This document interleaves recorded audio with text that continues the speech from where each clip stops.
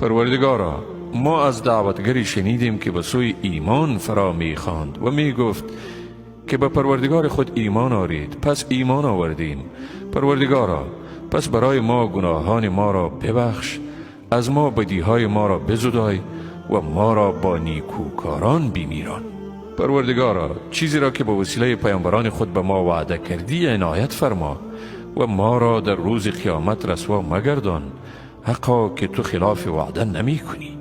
پس خداوند دعای ایشان را اجابت کرد که من هرگز عمل هیچ عمل کننده شما را از مرد یا زن ضایع نمی کنم. بعض شما از جنس بعضی است، شما از یکدیگرید.